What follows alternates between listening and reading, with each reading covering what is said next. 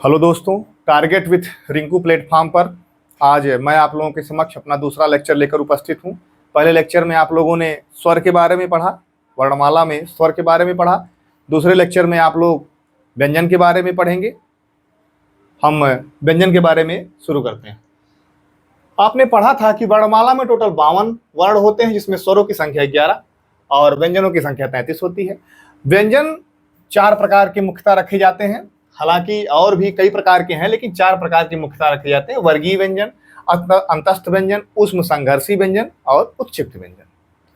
वर्गीय व्यंजन में कौन कौन से आते हैं? का वर्ग से पा वर्ग तक, का वर्ग से पा वर्ग तक जो आते हैं वो वर्गीय व्यंजन में। अंतस्थ कौन कौन से हैं? या, रा, ला, व। उष्म संघर्षी शा, शा, श, ह। उत्क्षिप्त ड, ढ। अब सबसे पहले आप देखिए वर्गीय व्यंजन।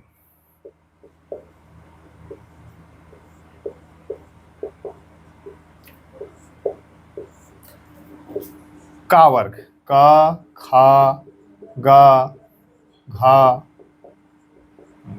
इसका उच्चारण स्थान आप लोग ध्यान से देखिए। क, ख, ग, घ। किसी भी वर्ण के बोलने का जो क्रम होता है, यदि आपको उसको बोलना है तो आपके जो हृदय से, आपके अंदर से जो वायु, प्राण वायु निकलती है, वह कहाँ से टकरा कर निकलती है, वही उसका उच्चारण स्थल होता है। जो प्रायः एग्जाम में यूपीएसआई या यूपीपीएससी में पूछा जाता है कि जैसे क का उच्चारण स्थल कहाँ है, तो आप लोग बोल कर देखिए, रटने की जरूरत नहीं है, आप लोग बोल कर देखिए का उच्चारण स्थल कहाँ है। तो का उच्चारण स्थल कंठ से हो रहा है, तो इसका मतलब इस पूरे वर्ण का उच्चारण स्थल कंठ है।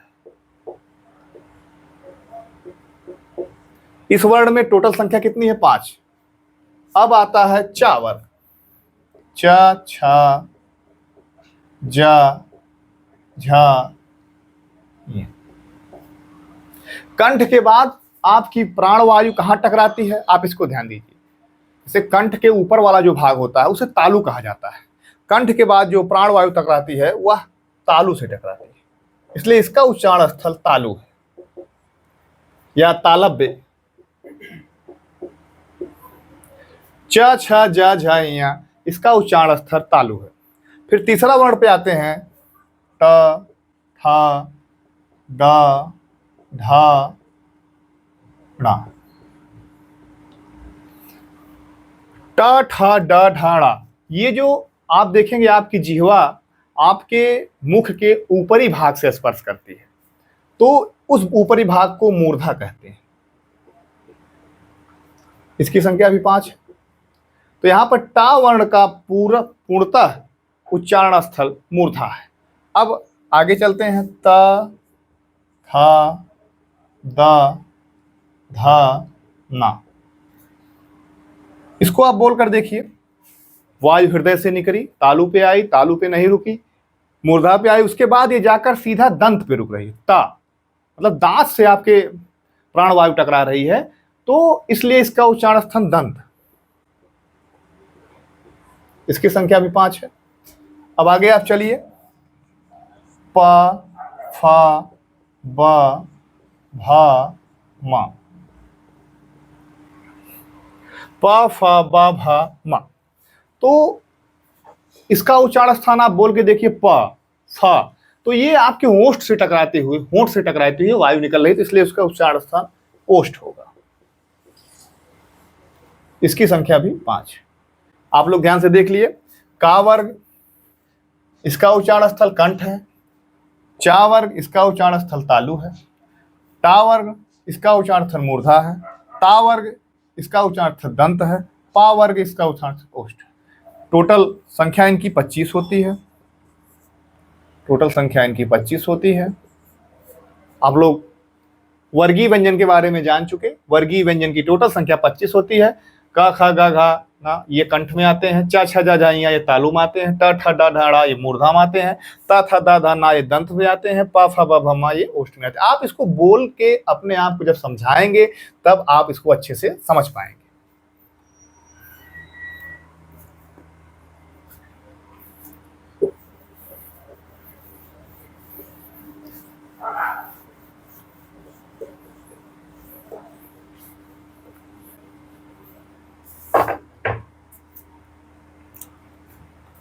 अब आप देखिए अंतस्थ।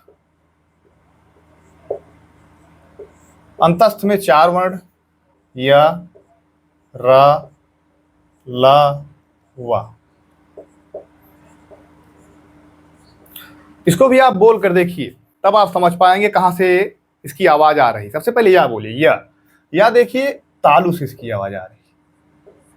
उसके बाद आप रा बोलिए, या के बाद आप रा बोलिए। रा देखिए कहां से आवाज आ रही है, तो रा की आवाज मूर्धा से आ रही है, क्योंकि प्राण वायु मूर्धा से जाकर टकरा रही है। या, तालु, रा, मूर्धा। फिर ला बोलिए आप, ला। ला देखिए दंत से जाकर टकरा रहा है, इसलिए इसका उच्चारण स्थल दंत होगा। वा बोलिए, वा। वा देखिए यहां पर दंत और ओष्ठ दोनों का सम्मिलन है, ध्यान दीजिए। वा दांतों से भी टकरा रही है और होंठ से भी टकरा कर निकल रही है, वा। तो इसलिए इसका हो जाएगा दंताओष्ठ। ये क्वेश्चन कई बार पूछा गया है। वा का उच्चारण स्थल कहां है, तो आप लोग इसका सीधा उच्चारण स्थल जानिए, दंताओष्ठ। ये हो गया अंतस्थ। अंतस्थ में 4 आते हैं, य, र, ल, व। या का उच्चारण स्थल तालु, रा का मूर्धा, ला का दंत और वा का दंताओष्ठ।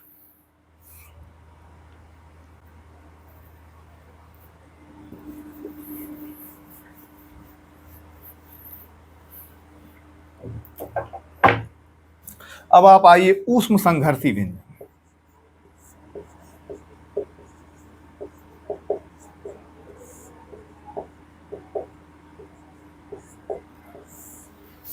सबसे पहले आप जानिए कि इसका नाम ऊष्म संघर्षी क्यों रखा गया। क्योंकि इसमें 4 वर्ण है, स, श, ह। तो ऐसे वर्ण जिनको बोलने में काफी संघर्ष करना पड़े और काफी ऊर्जा, काफी उष्मा निकले, उसे ऊष्म संघर्षी कहा जाता है। मतलब संघर्ष और उष्मा दोनों के साथ जो वर्ण निकले उसे ऊष्म संघर्षी कहा जाता है। तो इसमें देखिए सा के तीनों है और एक हा है, सा, श, श, हा। आप इनका उच्चारण स्थल को समझने का प्रयास कीजिए। सबसे पहले आप जानिए शा, आप बड़ा सा बोलिए शा, तो ये इसका स्थल जो है तालु, इसका उच्चारण स्थल तालु है। उसके बाद आप शा बोलिए, छोटा सा का उच्चारण स्थल मूर्धा।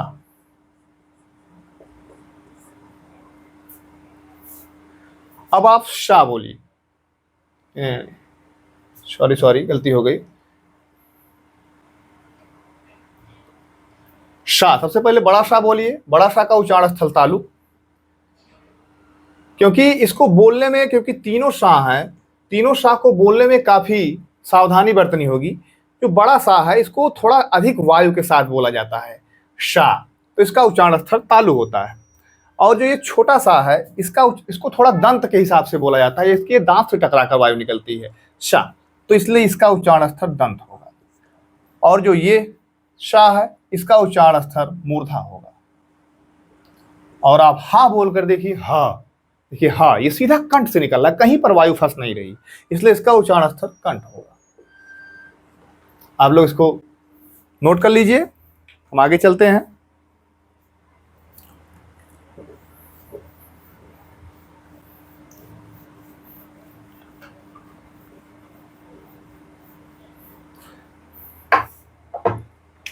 बाकी 2 उच्छिप्त व्यंजन होते हैं, आप लोग जानते हैं, ड, ढ।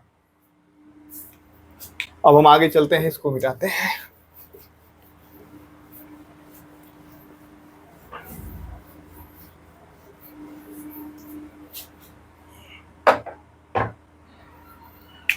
अब आप देखिए संयुक्त व्यंजन।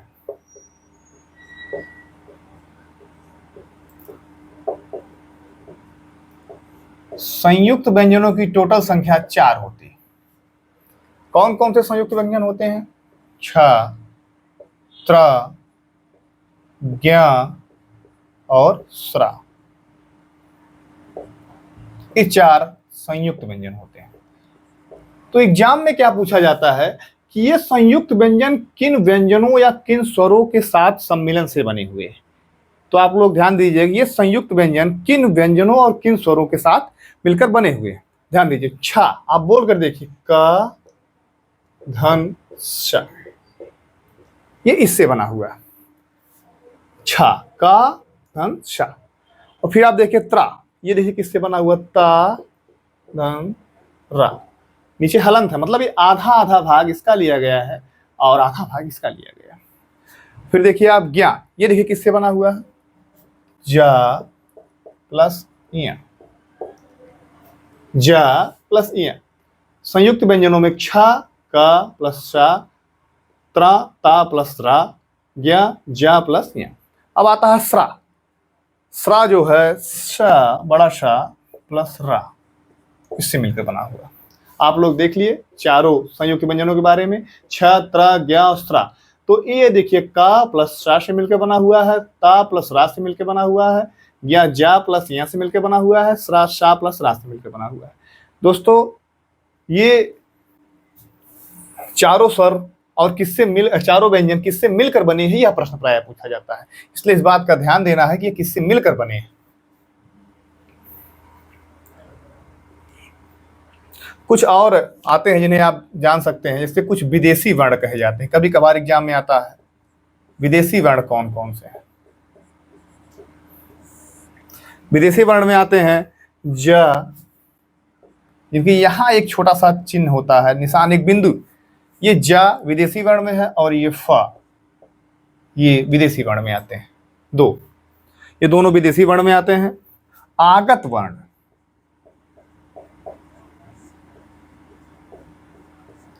आगत वर्ण में आ आता है, आगत वर्ण में आ। फिर आता है आपका अनुस्वार,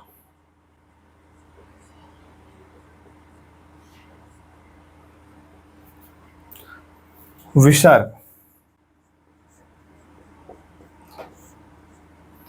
अनुस्वार में यह वाला निशान जो एक डॉट करके ऊपर बिंदी दी जाती है, यह अनुस्वार में आता है। विसर्ग में यह। तो संयुक्त व्यंजन में आपने चार देखा, छठ, त्रा, ज्ञा और स्रा। इसमें क प्लस सा से मिलकर बना है, त्रा ता प्लस रा से मिलकर बना है, ज्ञा जा प्लस या से मिलकर बना है, स्रा सा प्लस रा से मिलकर बना है।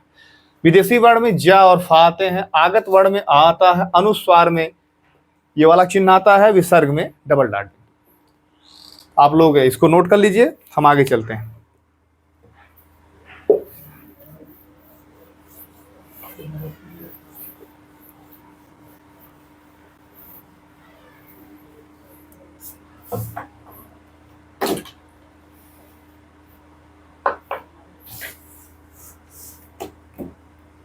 अब मित्रों आपके समक्ष दूसरा जो वर्णमाला से सबसे अधिक सटीक और सबसे अधिक पूछे जाने वाला प्रश्न आता है, वो होता है अघोष, सघोष, अल्प प्राण, महाप्राण। तो आप इसके बारे में अब पढ़ेंगे, अल्प प्राण में कौन कौन से वर्ण आते हैं और महाप्राण में कौन कौन से वर्ण आते हैं, अघोष कौन होता है, सघोष कौन होता है, मतलब जो बिना घोष के बोले जाए हल्का घोष, और जो सघोष मतलब जो घोष के साथ बोला जाए। तो आप लोग ध्यान देंगे। सबसे पहले अल्प प्राण।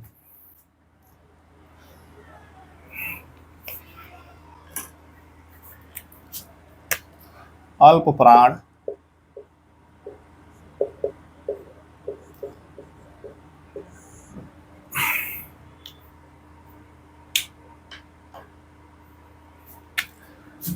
वर्गीय व्यंजनों का, वर्गीय व्यंजन आप लोग पढ़ चुके हैं का से लेके पा तक। वर्गीय व्यंजनों का फर्स्ट, थर्ड, फिफ्थ वर्ण प्लस अंतस्थ। अंतस्थ में आप लोग जानते हैं य, र, ल और व। तो आप ध्यान दीजिए अल्प प्राण में कौन कौन से आते हैं। वर्गीय व्यंजनों का फर्स्ट, थर्ड और फिफ्थ वर्ण प्लस अंतस्थ, अर्थात जैसे का वर्ग है, क, ख, ग, घ। अब ध्यान दीजिए इसमें अल्प प्राण कौन से, ये देखिए फर्स्ट हो गया, ये अल्प प्राण है, ये फर्स्ट है। ये थर्ड हो गया, ये अल्प प्राण है। ये फिफ्थ हो गया, ये अल्प प्राण है। तो ये तीनों अल्प प्राण है, क, ख, ग, घ। एक वर्गीय व्यंजन हमने लिया। इसी प्रकार से आप प्रत्येक वर्गीय व्यंजनों में देख सकते हैं जो 5 वर्ग के वर्गीय व्यंजन होते हैं जिनकी संख्या टोटल 25 होती है, आप उसमें जिस तरह का वर्ग है उस तरह चा वर्ग, उस तरह टा वर्ग, ठा वर्ग, ता वर्ग और पा वर्ग सब में देख सकते हैं। तो इसकी ट्रिक क्या बनती है दोस्तों, हम आपको ट्रिक बता रहे हैं। इसकी ट्रिक है 135 प्लस अंतस्थ। जैसे ही आपसे पूछे कि प्रस्तुत वर्ण में कौन सा वर्ण अल्प प्राण है, तो आपको यह ट्रिक याद रखनी होगी 135 प्लस अंतस्थ। बस इतना ही आप याद रख लीजिए, बाकी सब कुछ एक्सप्लेनेशन की आवश्यकता नहीं है। छोटा, क्योंकि समय की अल्पता आज के युग में कंपटीशन की सबसे बड़ी मांग। जितनी जल्दी आप सब कुछ समझ पा रहे हैं, जितनी जल्दी किसी ट्रिक से किसी भी चीज को याद कर पा रहे हैं, वो बहुत ही आवश्यक है। उसके जरिए आप अपनी समय की भी बचत कर पाएंगे और अच्छे से कंपटीशन भी क्रैक कर पाएंगे। इसलिए ट्रिक आप अवश्य याद रखिए। इसकी ट्रिक है 135 प्लस अंतस्थ। ये अल्प प्राण हो गया।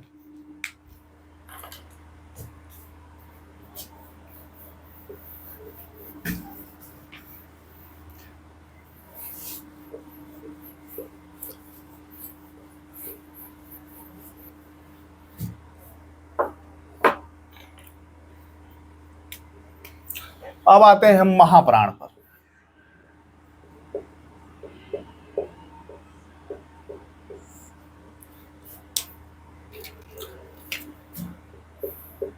अब आप देखिए महाप्राण। महाप्राण प्रत्येक वर्गीय व्यंजन का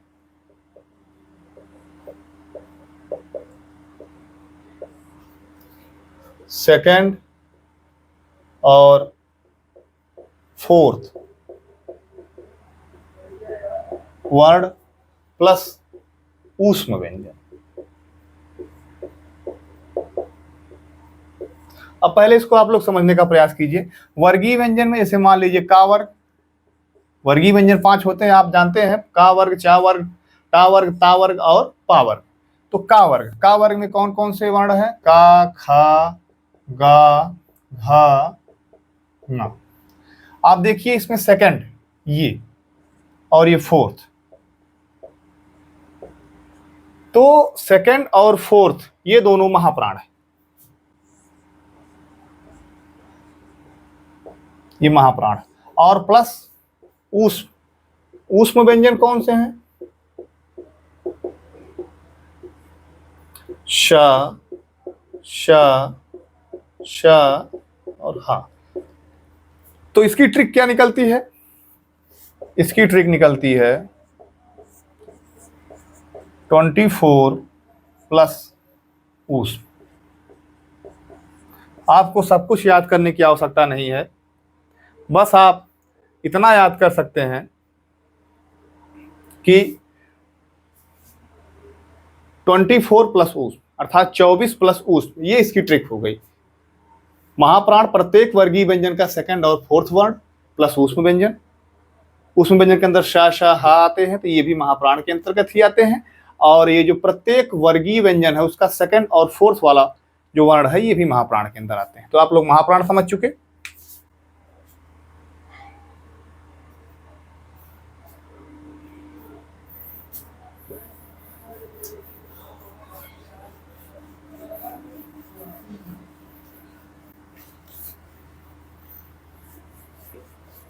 अब जो आपका व्यंजन में बचा हुआ है वह अघोष और सघोष बचा हुआ। अघोष का अर्थ होता है जो वर्ण बिना घोष के साथ बोले जाएं, और सघोष का अर्थ होता है जो पूरे घोष के साथ, मतलब जो उद्घोष के साथ बोले जाएं, वो सघोष कहलाते हैं। अर्थात जिसे बोलने में अधिक ताकत की आवश्यकता वो सघोष है, और जिन्हें बोलने में कम ताकत की आवश्यकता वो अघोष है।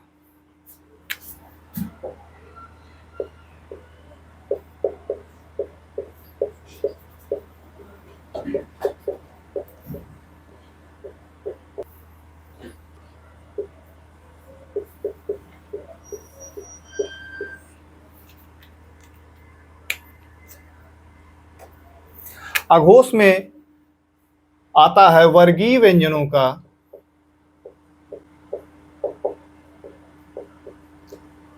फर्स्ट और सेकंड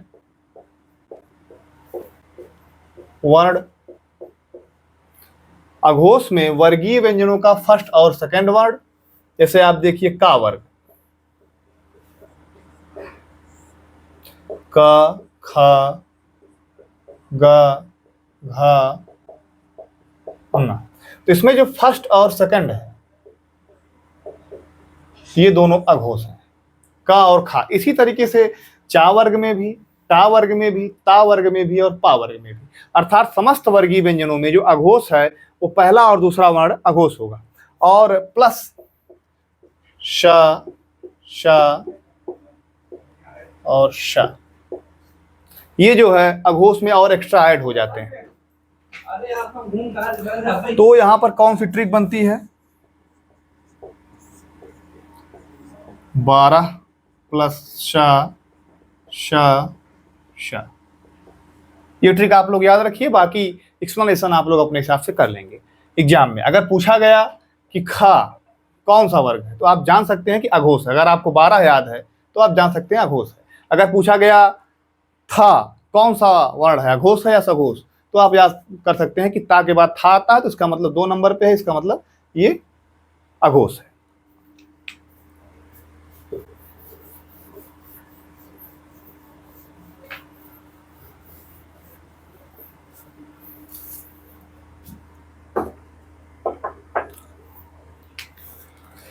अब सघोष,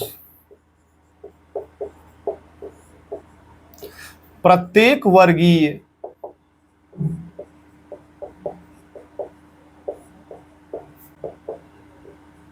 व्यंजन का थर्ड, फोर्थ, फिफ्थ वर्ण प्लस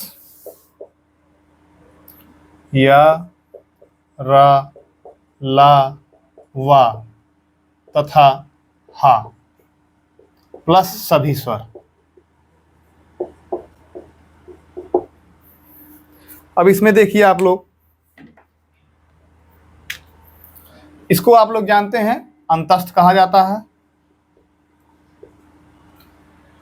प्रत्येक वर्गीय व्यंजन, जैसे आप मान लीजिए चा वर्ग, चा वर्ग आप लिखिए चा, छा, जा, झा, या। अब आप देखिए इसमें दिया थर्ड, फोर्थ, फिफ्थ, अर्थात third, fourth, third, fourth, fifth. तो जा, झा, या ये तीनों जो है सघोष में आते हैं, ये पहले दोनों अघोष में आते हैं। आप लोग उसमें पढ़ चुके हैं, जिसकी ट्रिक 1, 2 थी, इसकी देखिए 3, 4, 5। अब इसकी ट्रिक आप लोग बना लीजिए। ट्रिक इसकी क्या बनेगी? 345 प्लस अंतस्थ प्लस हा प्लस सभी स्वर। सभी स्वर के अंदर आप लोग जानते हैं 11 प्रकार के स्वर जो आते हैं वो सभी के सभी जो है सघोष में आएंगे, क्योंकि वो स्वतंत्र बोले जाते हैं इसलिए वो सघोष में ही आएंगे। तो इसकी ट्रिक बन गई 345 प्लस अंतस्थ प्लस हा प्लस सभी स्वर। तो आप लोग पढ़ चुके अल्प प्राण, महाप्राण, अघोष, सघोष। अब थोड़ा कुछ 2 मिनट के छोटे छोटे शब्द हैं जो कभी कभार पूछे जाते हैं, उनको हम बता दे रहे हैं, उसके बाद आपका वर्णमाला समाप्त।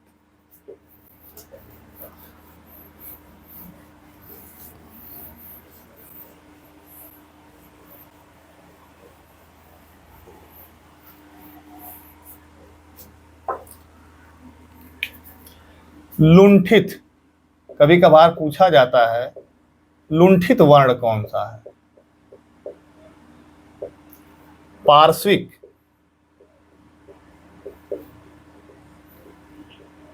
पार्श्विक वर्ण,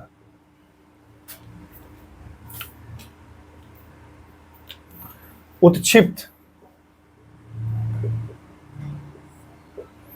नासिक,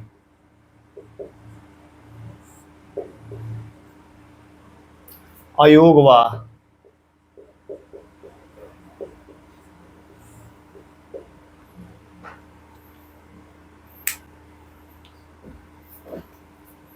तो आप देखिए उत्लुंठित वर्ण में क्या आता है? ल, जिसमें जिह्वा को मोड़ कर बोलना पड़े वह लुंठित वर्ण है।